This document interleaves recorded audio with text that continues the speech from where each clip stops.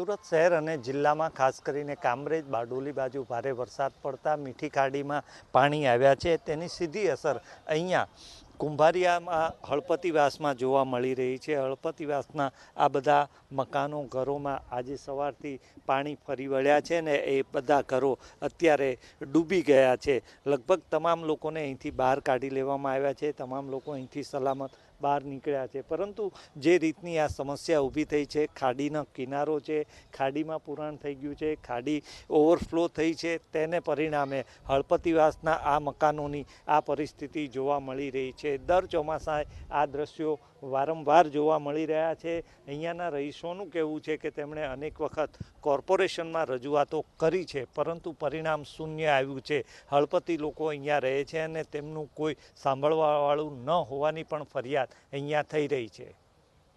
Cameraman Sarju Parekh સાથે Shailesh Trivedi, VTV news, Surat.